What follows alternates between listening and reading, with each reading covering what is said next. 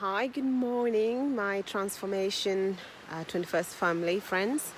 Um, this is walking with faith, but a different kind of walking with faith. I don't need to explain what this week has been for all of us.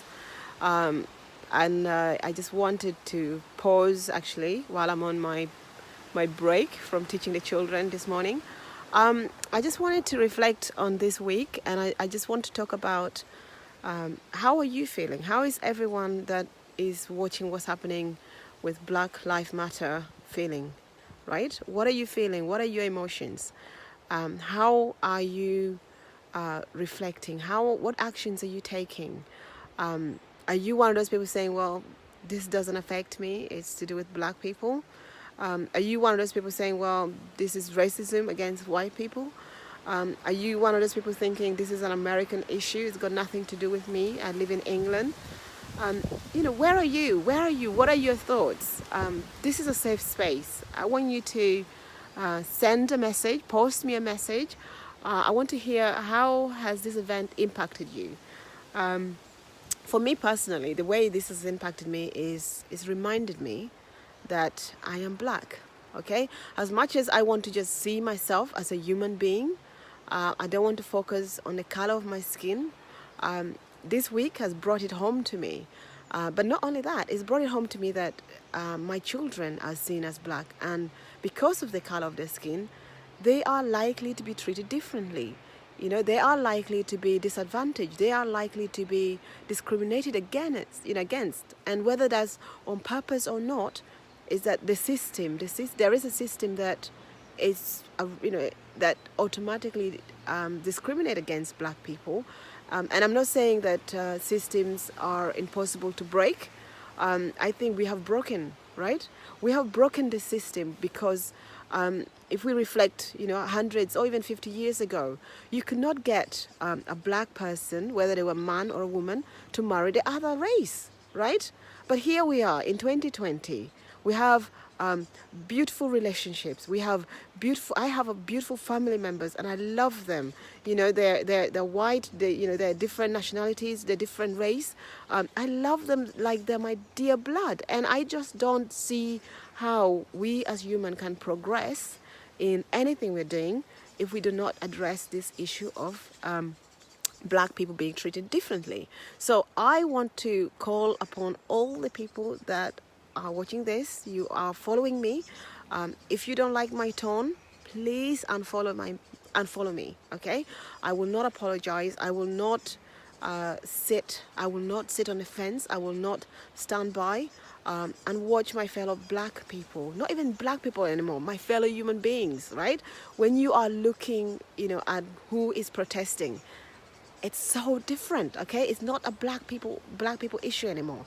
Look, just watch the news, and see who is on that street. In the midst of the coronavirus, people are risking their life. People are just campaigning. People are out there saying, I refuse to live in a world that treat black people this way. We don't have to all be, dying to know that this is wrong. And I know that it's a complex matter. It's a complex issue. But right now, there is a movement. Right now, there's a call that says Black Lives Matter, right? It's very simple.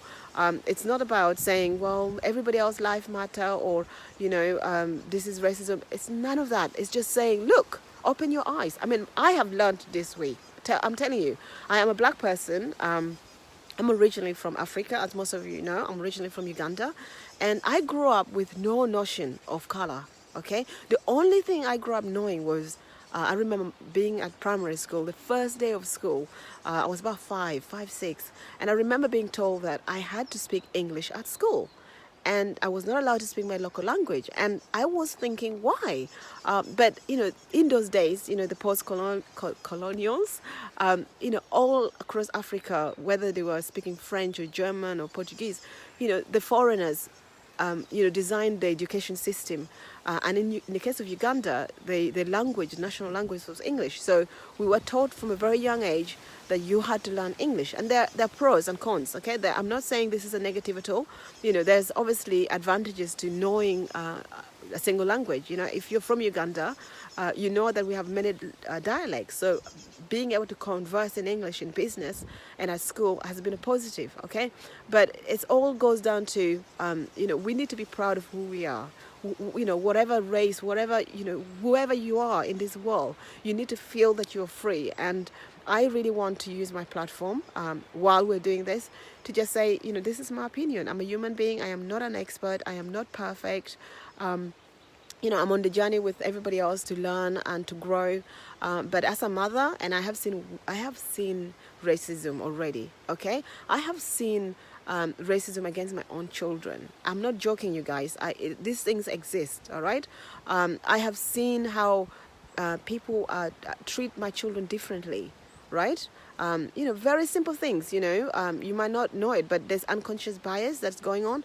And, you know, if you are parents, teach your children that we're all equal. Treat, you know, the way you treat black people will also impact how your children will treat black people. So this is a heavy topic. If you don't like it, please switch it off. But if you have been watching this news and you've been frustrated, you've been angry at what you're seeing on your screen, and you need a space and a platform to let your voice be heard, I want you today. I call upon you today to drop me a line. Okay, you can register to be a part of the Zoom call because I want to have a conversation. So I am putting together Zoom at 6. Okay, it's a very short one. It's 6 o'clock today. And I hope you can join to register. Just register, okay? Leave your comments and I will contact you and send you the details for the Zoom. Because I feel that people want to talk, but people don't want to talk in public.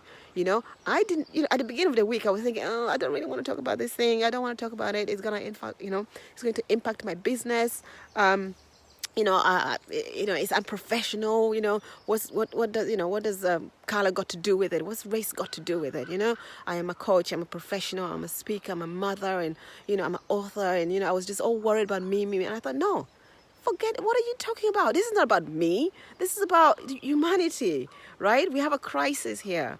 We've had this crisis for years, you know, for decades, and it has to stop. I'm really sorry, guys. Like, you know, if coronavirus can kill everybody and anyone, we need to be better than that. You know, as human beings, we have a choice. Okay, so the next time you see a black person, you know, whether they're male or female or child, you know, just think about it. You know, what if that person was your child? What if that person was your mother? What if that person was your brother?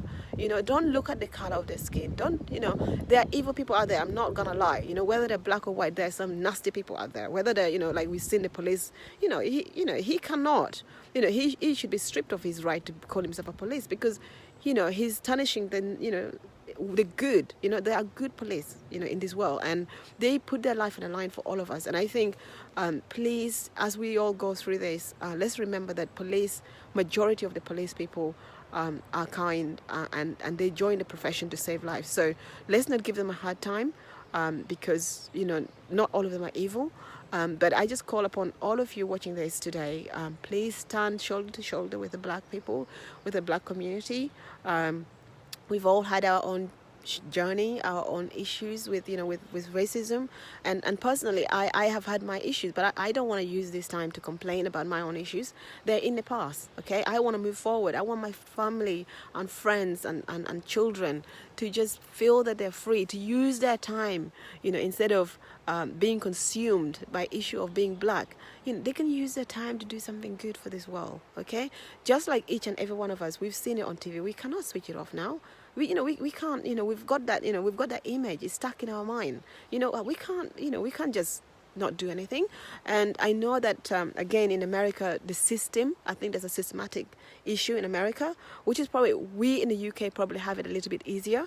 And I say that we have it easier because I have been in this country nearly 30 years and I have seen the goodness of the British people, and I do not want this to be, them and us, okay? I want to take my position in this issue to say I want to be inclusive.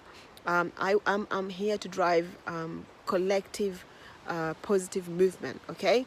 There are going to be extreme views and people that have different views, and I just urge all of you to listen to different viewpoint and pick the one that speaks to you.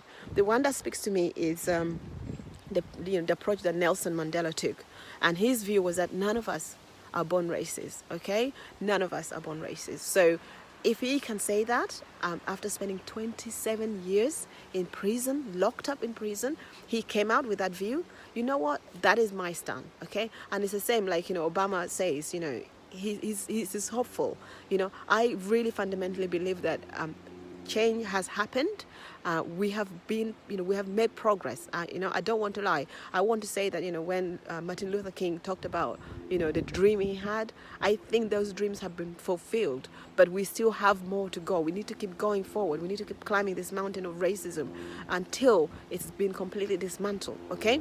Yes, there's going to be a pocket of people that will refuse to change. Guess what? That's their loss, okay? But any human being, you're watching this, I want you to really reflect. I want you to just respect people that are risking their lives on the street. They're not doing it for anything else. They're just doing it for the humanity, okay? I want my children to know that, their mother did something. When this was going on, when we look at history books, and say 2020 we had coronavirus pandemic, we also had the black racism pandemic. Where were you? What were you doing? What do you remember? You know what? I want to say I was there. In the midst of it, I was using my voice. I was using my experience to help others. I want to coach my fellow black professionals, the leaders, the people that I work with. I want to say to them, you know what? There's only so much that you can fix. So when my clients come to me and say, Faith, I need to be more visible. I have aspiration to be a senior leader, to be a VP in my organization, but I need visibility. I need to be more, I need to learn how to network. I need to, to learn how to boast, not even boast. I will need to learn how to communicate about my work effectively. You know what I say to them? I say to them, first of all, what can you control? Okay?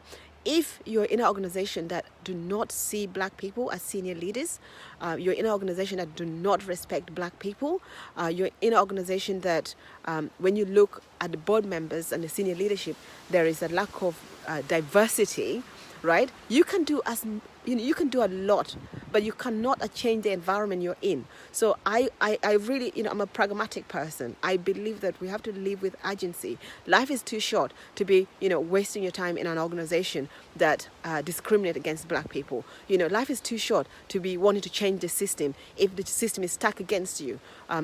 This is a responsibility for each and every one of us. Okay, so I have my own opinion. They're not perfect. They're my own opinion. They're based on my own experience. They're based on the experience of my clients. They're based on the experience of, what I've read, what literature I've read, the research I've done. And again, I've just, like I said, I'm not perfect, but I want to start a conversation. I want to offer a platform for everyone to come together to say, you know what, we are all equal, okay? We are all equal, and we are going to do this together. So this is me, this is Faith, and I'm so happy that this beautiful sun is shining, okay? Look at this, it's glorious, right? It's just, it's beautiful. I'm getting my vitamin D as I speak to you now, but I am so grateful that you are going to watch this. And if you cannot join me on Zoom, it's Friday, the 5th of June. I don't even know what date it is anymore. But anyway, I just want to share my view, and I want to say to everyone, if you have posted anything to do with Black Lives Matters, thank you. Okay, I thank you as a black person, because I know we all feel helpless. But I know if you have posted anything or shared any positive views about Black Lives Matters, thank you. And I thank you on behalf of my family, my children, and just the future generation, because every little action matters. Every little action counts. And you're all doing great. And again, remember, this is not them or us. This is all of us. Okay, stay tuned. Please, if you can, join me on Zoom. You can sign up by emailing me at info@transformation21st21st.com. Or just add a comment. Please share my video, okay? I need to go back to homeschooling. My name is Faith Ruto, and I'm the founding director of Transformation 21st. Stay blessed, stay safe, and please continue to champion Black Lives Matter. Love. Bye.